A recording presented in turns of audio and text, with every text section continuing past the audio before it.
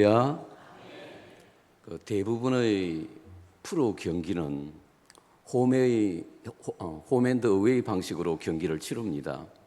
한 번은 우리 홈 구장에서 경기하고 또 한 번은 상대방 구장에서 경기합니다. 프로 야구나 프로 축구가 다 그렇죠.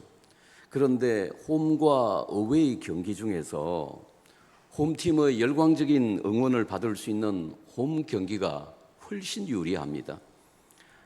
바울이 이스라엘 사람이지만 사실 이 사도행전이나 이 바울의 서신서를 보면 바울이 제일 힘들어했던 게 유대인 사역이었어요. 동족에게 복음 전하는 것이었습니다. 그의 최대의 적은 사실 이방인이 아니고 유대인이었습니다. 그가 이방인에게 복음 전할 때는 마치 홈 경기처럼 물을 만난 고기처럼 펄펄 날았습니다. 그런데 예루살렘은 바울에게 있어서는 마치 어웨이 경기처럼 부담스럽고 어려운 곳이었습니다. 그런데 이제 바울이 그 부담스러운 예루살렘으로 올라가려고 합니다. 그러니 바울의 이 마음이 얼마나 긴장되고 힘들었겠습니까? 여러분, 사람의 일생은 하나님의 손 안에, 하나님의 뜻 안에 있습니다. 사람이 스스로의 계획과 노력으로 사는 것 같지만 실상은 하나님의 뜻과 섭리 속에 삽니다. 우리가 좁게 눈앞의 것만 보면 내 계획과 열심으로 사는 것 같죠. 그러나 넓게 보다 멀리 보면 내 인생을 움직이는 것이 내가 아니라 하나님이시라는 것을 알 수 있습니다. 오늘은 바울이 예루살렘에 올라가는 모습과 그리고 체포되는 과정을 통해서 바울을 향한 하나님의 손길, 바울을 향한 하나님의 뜻이 무엇인지 볼 수 있습니다. 첫째로 예루살렘에 올라가지 말라는 예언들. 바울은 지금 예루살렘으로 올라가려고 합니다. 그리고 예루살렘으로 올라가는 바울의 마음은 참으로 비장하고 엄숙했습니다. 어떤 신학자들은 바울이 예루살렘에 올라가는 것을 예수님이 십자가에 못 박히러 예루살렘에 올라가는 것에 비교할 정도입니다.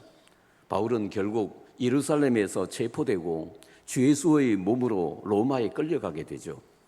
바울이 예루살렘에 올라가는 도중 잠시 두로에 머무를 때 두로에 있는 제자들이 성령의 감동으로 바울들어 예루살렘에 들어가지 말라고 권고하는 겁니다.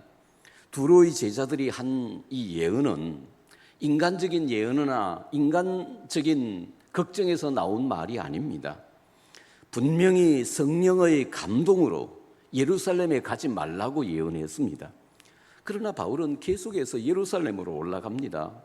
그리고 가이사라에 왔는데 거기는 그 유명한 전도자이며 예루살렘 교회 7 집사 중에 한 분이신 빌립의 집이 있었고 그곳에서 유숙했습니다.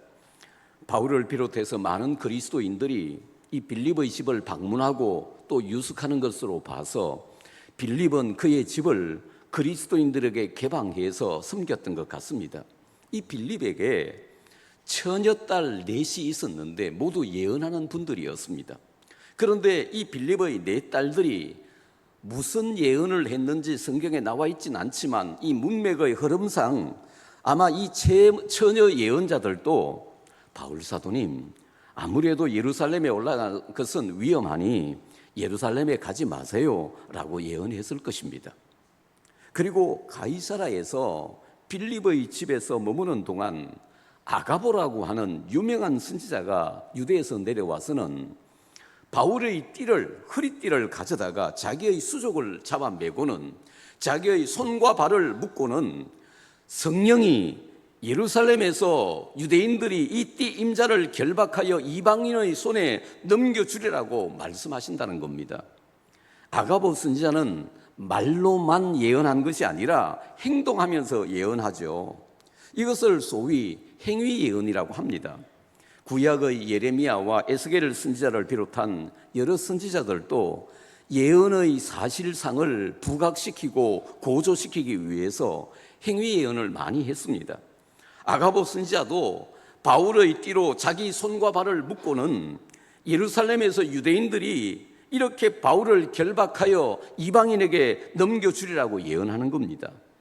그러자 12절에 보면 이 예언을 들은 사람들은 모두 바울에게 예루살렘에 올라가지 말라고 울면서 권합니다. 여러분 보세요. 두로의 제자들도 빌립의 네 딸들도 성령의 감동으로 바울에게 예루살렘에 가지 말라고 예언하죠. 그리고 결정적으로 아가보 선지자가 자기 손과 발을 묶어가면서 바울이 예루살렘에 가면 체포될 거라고 행위 예언을 했습니다. 바울이 방문한 도시마다 주의 제자들이 바울에 대해서 이런 불길한 예언을 했고 이런 사실을 당사자인 바울도 잘 알고 있었습니다.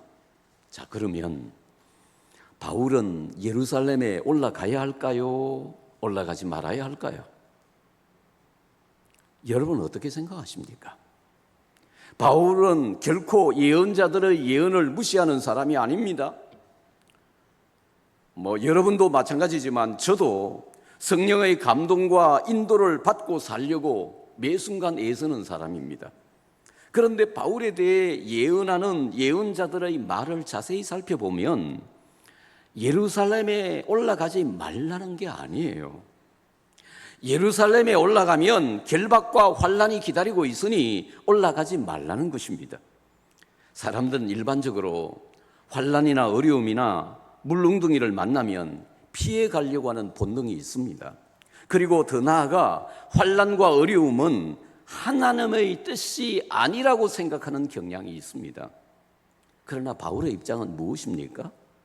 예루살렘에 올라가면 성공할지 실패할지 환영받을지 감옥 갈지 자신의 안위에 대해서는 별로 걱정하지 않습니다.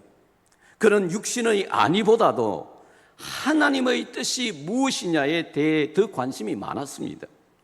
보통 사람들은 환난과 어려움이 있으면 그 하나님의 뜻이 아니라고 생각합니다.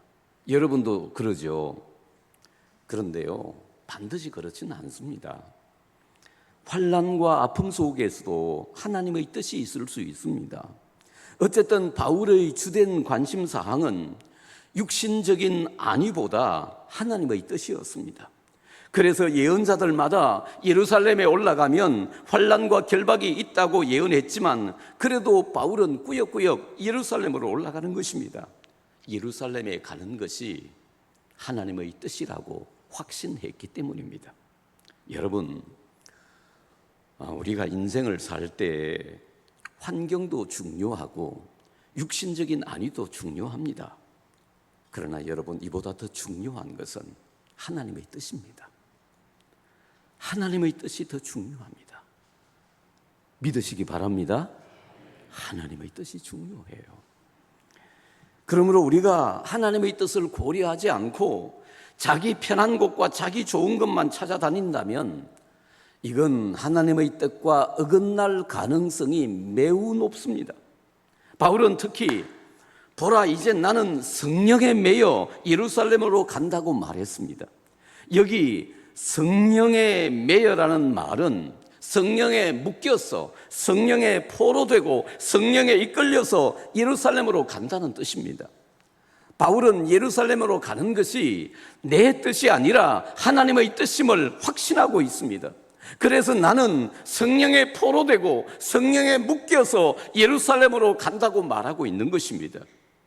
아가보 예언을 들은 모든 선지자들이 바울의 예루살렘 행을 울면서 만류했지만 바울은 여러분이 어찌 울은 내 마음을 상하게 하느냐, 나는 주 예수의 이름을 위하여 결박당할 뿐 아니라 예루살렘에서 죽을 것도 각오하였노라고 합니다. 여기 내 마음을 상하게 하느냐는 말은 마음을 부수다, 찢어놓다 또는 약하게 하다는 뜻입니다. 여러분, 어찌하여 울은 내 마음을 부수고 약하게 하느냐? 나는 주님을 위해 예루살렘에서 결박당할 뿐만 아니라 죽을 것도 각오하고 있다는 것입니다. 여기 각오라고 하는 단어는 헤토이모스로 준비되었다는 뜻입니다. 이 말은 특히 현재 능동형 동사 에코와 함께 쓰여져서 환난과 죽음에 대해서는 과거부터 지금까지 계속해서 쭉 준비되어 있다는 뜻입니다. 그리고 바울은 여기서 생략해도 상관이 없는 1인칭 주격 대명사 에고, 나는이란 말을 써서 나는 준비되었다고 자신의 의지를 강력하게 표현하고 있습니다.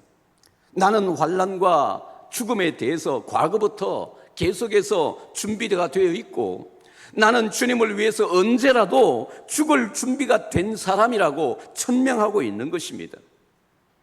예루살렘에 가고자 하는 바울의 결심이 이렇게 확고한 것을 보고는 성도들은 주의 뜻대로 이루어지이다라고 말하고 더 이상 권하지 않습니다.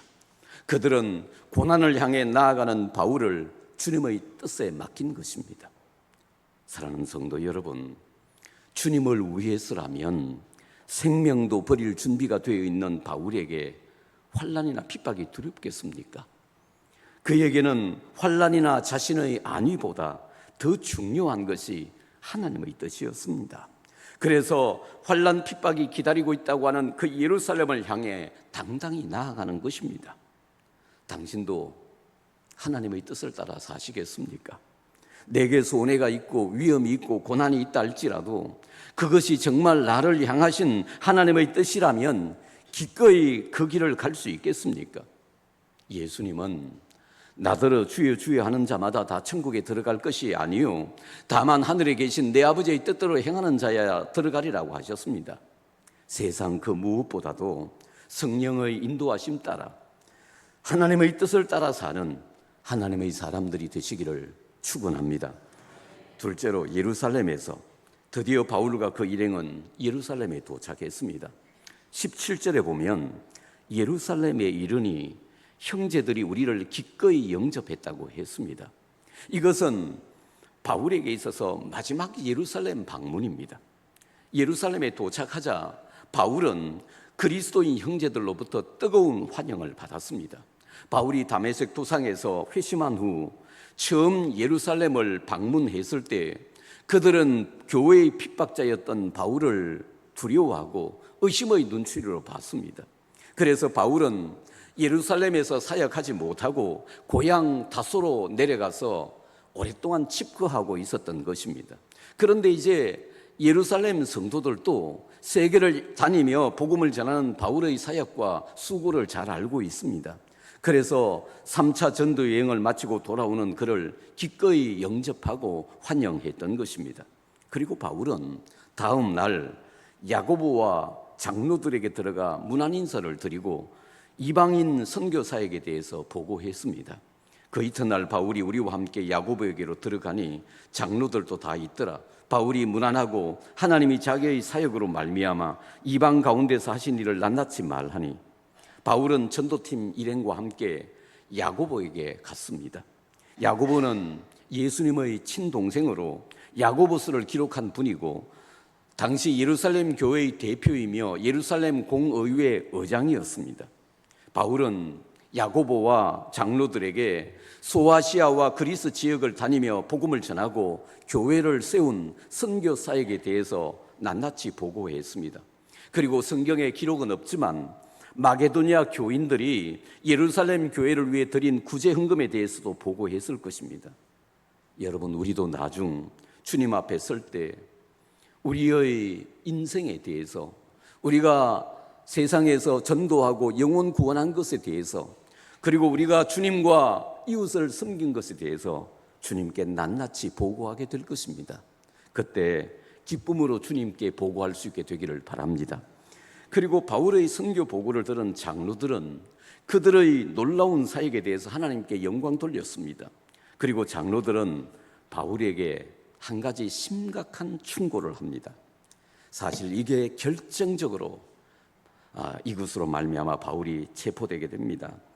그들이 듣고 하나님께 영광을 돌리고 바울들을 이르되 형제여 그대도 보는 바에 유대인 중에 믿는 자 수만 명이 있으니 다 율법의 열성을 가진 자라. 내가 이방에 있는 모든 유대인을 가르치되 모세를 배반하고 아들들에게 할례를 행하지 말고 또 관습을 지키지 말라 한다 함을 그들이 들었도다. 그러면 어찌할꼬? 그들이 필연 그대가 온 것을 들으리니 우리가 말하는 이대로 가라. 서원한 네 사람이 우리에게 있으니 그들을 데리고 함께 결례를 행하고 그들을 위하여 비용을 내어 머리를 깎게 하라. 그러면 모든 사람이 그대에 대하여 들은 것이 사실이 아니고 그대도 율법을 지켜 행하는 줄로 알 것이라.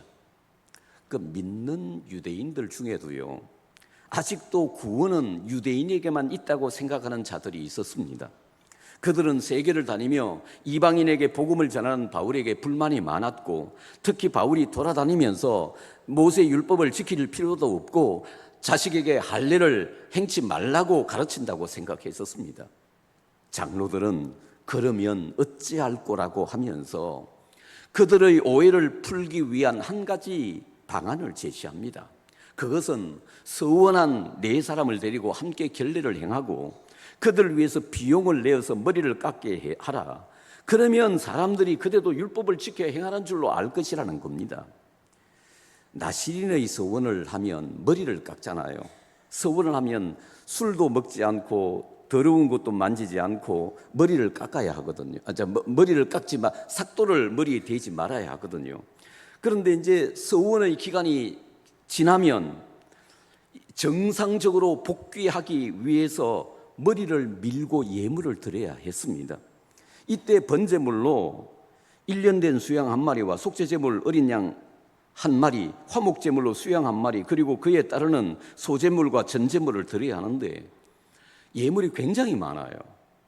그러니까 이건 가난한 자들에게 서원이 끝나고 정상인으로 복귀하기 위해서 드리는 예물이 좀 빈궁한 자에게는 경제적으로 참 많은 부담이 되었습니다. 그래서 야고보와 장로들은 바울에게 4명의 서원자들의 결례에 참석하고 그들의 결례 비용을 부담하면 어떻겠느냐고 제안을 한 것입니다. 그러면 유대인들이 바울 그대도 율법을 지키는 사람인 줄 알 것이 아니냐고 말한 것입니다. 교회 지도자들은 어떻게 하든지 바울을 보호하고 도와주려는 마음에 이런 제안을 한 것입니다. 그러나 오히려 이로 인해 바울의 오해가 풀리기는커녕 성전에서 체포되는 불상사가 일어납니다. 여러분, 바울은 예수 안에서 율법이나 할례를 초월한 분입니다.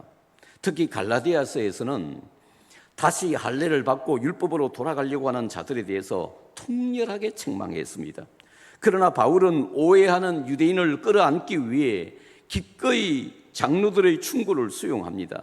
나는 이미 율법에 얽매이지 않고 율법에 대해서 자유하지만 유대인들의 오해를 풀기 위해서라면 내 주장만 고집하지 않겠다는 것입니다. 이에 대해서 바울은 고린도전서 9장 20절에서 유대인들에게 내가 유대인과 같이 된 것은 유대인들을 얻고자 함이요 율법 아래 있는 자들에게는 내가 율법 아래 있지 아니하나 율법 아래 있는 자 같이 된 것은 율법 아래 있는 자들을 얻고자 함이라고 말한 바가 있습니다.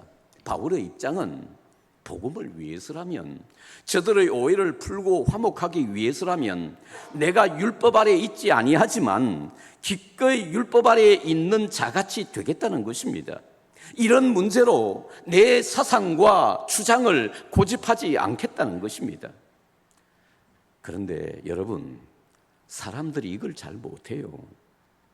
그래서 아무것도 아닌 문제를 가지고 서로 죽으라고 싸워요. 여러분이 갈등하고 싸우는 문제를 곰곰이 한번 생각해 보세요. 그 문제가 정말 죽기 살기로 싸워야 할 문제입니까? 아니잖아요. 그 사건이 정말 형제를 매도하고 물어뜯어야 할 일입니까? 아니잖아요. 그렇게 물어뜯고 싸우는 것이 형제와 화목하고 사랑하는 것보다 더 중요한 일입니까? 주님을 위해서라면, 형제를 위해서라면 얼마든지 양보하고 내려놓을 수 있는 문제잖아요. 우리에게도 어떤 사상이나 철학이나 원칙이 있습니다. 그러나 그리스도를 위해서, 사랑을 위해서 내 율법과 철학도 양보하고 내려놓아 보세요. 새로운 영의 세계가 열릴 겁니다. 진짜 그것이 죄가 아니라면요, 진리에 위배되지 않는 일이라면 주님과 형제를 위해서 내 율법과 철학도 버릴 수 있는 사람, 자유하고 열린 사람이 바울이에요. 진리를 알면 진리가 우리를 자유케 합니다. 진짜 진리를 아는 사람은 완고하고 딱딱하지 않아요. 얼마든지 편안하고 열린 마음으로 자유할 수 있어요. 진리를 알면서도 결코 유연함을 잊지 않은 바울이 그렇게 멋져 보일 수가 없습니다. 이렇게 해서 바울은 장로들의 충고대로 성전에서 서원자들의 비용을 부담하며 소위 결례에 관한 의식을 행했습니다. 그리고 27절, 28절 말씀을 보세요. 그 이래가 거의 참에 아시아로부터 온 유대인들이 성전에서 바울을 보고 모든 무리를 충동하여 그를 붙들고 외치되 이스라엘 사람들아 도우라. 이 사람은 각처에서 우리 백성과 율법과 이곳을 비방하여 모든 사람을 가르치는 그자인데 또 헬라인을 데리고 성전에 들어가서 이 거룩한 곳을 더럽혔다 하니 7일간의 결례 기간이 마쳤을 때 아시아 에베소에서 온 유대인들이 성전에 있는 바울을 보고는 이 사람은 이방인을 데리고 성전에 들어가서 이 거룩한 곳을 더럽혔다고 외치며 무리를 선동해서 바울을 체포하는 겁니다. 그들이 바울을 잡은 이유는 첫째로 우리 백성과 율법과 이곳을 비방하여 바울이 가르쳤다는 겁니다. 둘째는 바울이 헬라인을, 이방인을 데리고 성전에 들어갔다는 것입니다. 그들은 드로피모라는 헬라인이 바울과 함께 예루살렘 시내에 있는 것을 보고 바울이 드로피모를 데리고 성전에 들어간 줄로 오해했습니다. 원래 이방인은 성전 맨 바깥쪽에 있는 이방인의 뜰까지만 갈 수 있습니다. 그리고 이방인의 뜰과 유대인의 뜰 사이에는 담이 쳐져 있는데 거기에는 이방인이 안뜰로 들어오면 죽임을 당할 것이라는 경고문이 서여 있다고 합니다.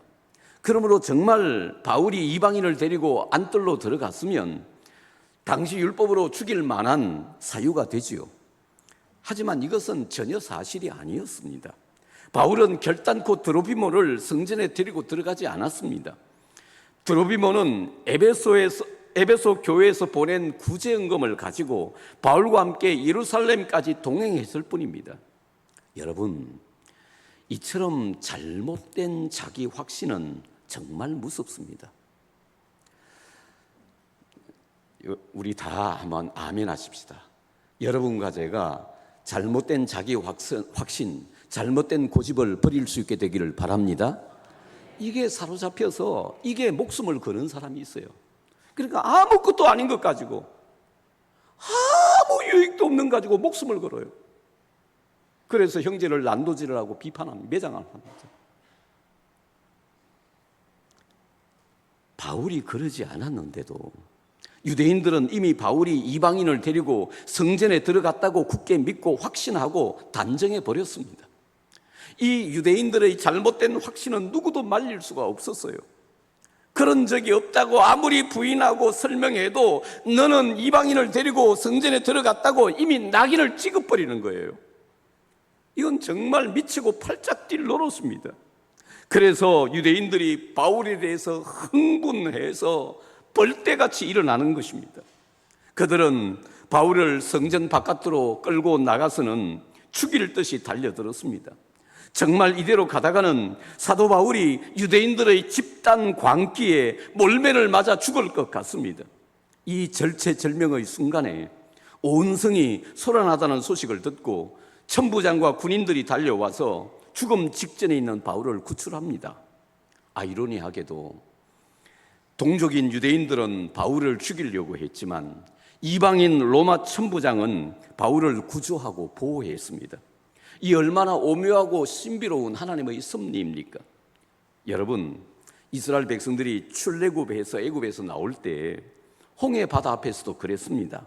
앞에는 시퍼런 홍해 바다가 있고 뒤에는 장자를 잃어버린 성난 애굽 군대가 따라옵니다. 이스라엘 백성들은 앞으로도 갈 수 없고 뒤로도 물러날 수 없는 진퇴양난의 상황에 빠졌습니다. 이때 기도하는 모세에게 떨어진 하나님의 응답이 무엇입니까? 너희는 두려워하지 말고 가만히 서서 여호와께서 오늘 너희를 위해서 행하시는 구원을 보라는 것이었습니다.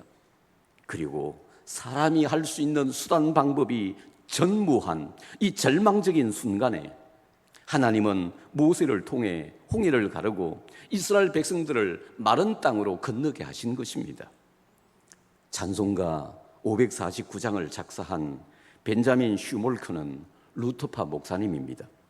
당시는 천주교가 득세할 때인지라 많은 루터 교회가 문을 닫았고, 그래서 목사님과 사모님은 넓은 지역을 관리하며 성도들을 돌봐야 했습니다.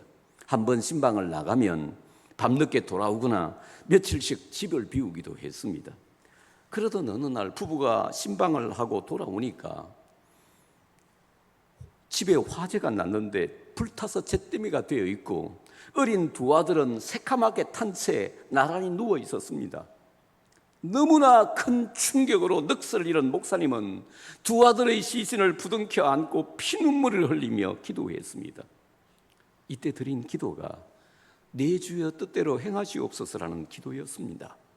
목사님은 상상할 수도 없는 고통 속에서도 두 아들을 데려가신 주님의 뜻이 무엇일까 생각하며 주의 뜻대로 하옵소서라고 기도를 되풀이했고, 그 기도가 오늘 우리가 즐겨 부르는 내 주여 뜻대로라는 찬송이 되었습니다. 이게 보통 찬송이 아니에요. 자기 아들이 화재로 불타 두 아들이 죽는 상황에서도 주의 뜻대로 해달라고 하는 기도시였어요.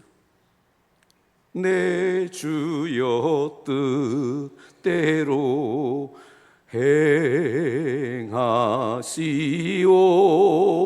행하시옵소서. 온 몸과 영혼을 다 주께 드리니 이 세상 고락간 인도하시고 날 주관하셔서 뜻대로 하소서. 3절은 내 주여 뜻대로 행하시옵소서. 내 모든 일들을 다 주께 맡기고 저 천성 향하여 고요히 가리니, 이 고요히 가리니란 시가 참 좋습니다. 살든지 죽든지 뜻대로 하소서. 때때로 우리는 내 뜻과 계획대로 안 되는 현실에 대해서 하나님을 원망하고 섭섭한 마음이 들 때도 있습니다. 그러나 우리가 알고 있는 것처럼 세상 만사가 내 뜻대로 되는 게 아니에요. 결국은 하나님의 뜻대로 됩니다. 그래서 우리는 하나님의 뜻이 하늘에서 이루어진 것처럼 땅에서도 이루어지이다. 나의 뜻대로 마옵시고 그저 아버지 뜻대로 하옵소서라고 기도해야 하는 것입니다. 당신의 계획과 뜻은 무엇입니까? 그리고 당신을 향한 하나님의 계획과 뜻은 무엇일까요? 내 뜻과 욕망을 이루는 것이 아니라 그분의 뜻을 따라 기도하고 그분의 뜻을 따라 사는 여러분과 제가 되시기를 축원합니다. 사랑하는 여러분, 나의 육신과 환경도 중요하고 나의 안위와 장래도 중요합니다. 그러나 더 중요한 것은 하나님의 뜻이 무엇이냐는 것입니다. 바울은 예루살렘에 올라가면 환난과 결박이 기다리고 있다는 수많은 예언을 들었습니다. 그러나 그는 예루살렘에 가는 것이 하나님의 뜻임을 확신했습니다. 그래서 결박과 죽음도 두려워하지 않고 성령에 이끌려 예루살렘으로 올라갑니다. 그리고 드디어 예루살렘에 당도했습니다. 그는 예루살렘에서 성도들의 영접을 받고 야고보와 장로들에게 선교 보고를 했습니다. 그리고 장로들의 충고를 받아들여 성전에서 결례와 율법의식을 행했습니다. 바울은 율법에 대해 초월하고 자유했지만 주님과 형제 사랑을 위해 유대인들의 오해를 풀기 위해 기꺼이 율법의식을 행하고 비용을 부담했습니다. 그리스도와 복음을 위해서 기꺼이 자기 사상과 주장도 내려놓는 정말 자유하고 열린 하나님의 사람의 모습을 바울에게서 볼 수 있습니다. 여러분과 저도 성령 안에서 모든 것을 초월할 수 있는 참으로 열린 그리스도인, 넓고 유연한 자유인 되시기를 바랍니다. 그리고 내 모든 것을 주님께 맡기고 내 건강, 내 가정, 내 직장, 내 사업, 내 교회, 내 장래, 앞으로 살아갈 내 모든 일들을 주님께 맡기고 고요하고 조용하게 주님의 뜻을 받아들이시기 바랍니다. 우리가 예수 믿고 기도하는 것이 내 소원과 욕망을 이루기 위한 것입니까? 아니잖아요. 하나님의 뜻을 이루기 위한 것이잖아요. 우리가 정말 하나님의 사람이라면 당연히 나를 부인하고 내 뜻을 십자가에 못 박고 하나님의 뜻을 받아들이고 그 뜻을 따라 살아야 하지 않겠습니까? 당신의 계획과 뜻은 무엇입니까? 그리고 당신을 향한 하나님의 뜻과 계획은 무엇일까요? 내 앞에 어떤 상황이 펼쳐진다고 해도 조용히 주의 뜻을 받아들이고 성령의 인도하심 따라 한 걸음 한 걸음 주의 뜻을 따라 사는 여러분과 제가 되시기를 축원합니다. 기도하시겠습니다. 우리 인생에 있어서 가장 중요한 것은 내 뜻이 아닙니다. 내 소원과 욕망이 아닙니다. 우리가 교회 다니고 예수 믿는 것이 내 욕망과 소망을 성취하기 위한 것이 아닙니다. 하나님의 뜻을 이루기 위한 것입니다. 그런데 우리는 보통 어떻게 생각하느냐 하면 어려움과 고난은 하나님의 뜻이 아니라고 생각합니다. 물론 아닐 수도 있을 거예요. 그러나 그것을 통해서도 당신을 향한 하나님의 뜻이 이루어질 수 있습니다. 모든 사람들이 보통 사람도 아니에요. 예언하는 모든 사람들이 성령의 감동으로 바울이 예루살렘에 올라가지 말라고 예언했습니다. 올라가면 결박당하고 환난당한다고. 그런데 바울은 올라갑니다. 하나님의 뜻임을 확신했기 때문입니다. 바울은 이미 갈라디아서나 로마서 같은 데 보면요, 율법에 대해서 초월한 분이십니다. 그런데 유대인들의 오해를 풀기 위해서 내가 이미 율법에 얽매이지 않은 사람이지만 그들과 화목하기 위해서, 그들의 오해를 풀기 위해서 율법 아래 있는 자처럼 행동합니다. 얼마나 자유하고 유연한 진리를 깨달은 참 그리스도인의 모습인지 모릅니다.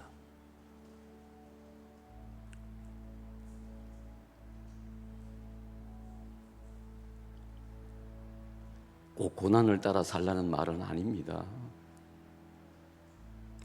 진짜 나를 향하신 하나님의 뜻은 무엇인가? 내 욕망과 내 인간적인 욕심을 성취하기 위해서 예수 믿는 것 아니라, 그러면요, 내가 예수 믿고 기도하면 할수록 내 욕망만 달성하는 거예요. 나를 부인하고 내 욕망을 십자가에 못 박고 하나님의 뜻을 받아들일 수 있어야 합니다. 우리 오늘 주신 말씀 가지고 기도하십시다. 이 말씀이 무엇이든지 내 마음에 깨닫는 대로, 하나님, 정말 내 욕망이 아니라 하나님의 뜻을 따라 사는 사람 되게 해달라고 합심해서 하나님께 기도하시겠습니다. 하나님 아버지, 감사합니다. 주님 주신 말씀을 믿음으로 받습니다. 하나님, 우리는 내 욕망과 내 편안함과 내 유익을 위해서 살아왔고 그렇게 신앙생활을 해왔는지 모릅니다. 바울은 예루살렘에 올라가면 환난이 기다리고 있다는 사실을 뻔히 알고 있었지만, 그리고 많은 예언도 받았지만 예루살렘으로 올라갑니다. 그 길이 하나님의 뜻임을 확신했기 때문입니다. 하나님, 소위 하나님을 믿는다는 내 마음의 더러움과 사악함과 이기심과 개인적인 욕망이 있는 것 아십니다. 깨뜨려 주시고 하나님 부인해 주시고 십자가에 못 박게 하여 주시고 오직 하나님만 따를 수 있도록 오직 하나님만 따를 수 있도록, 하나님의 뜻을 향해서만 나갈 수 있도록 도와주시옵소서.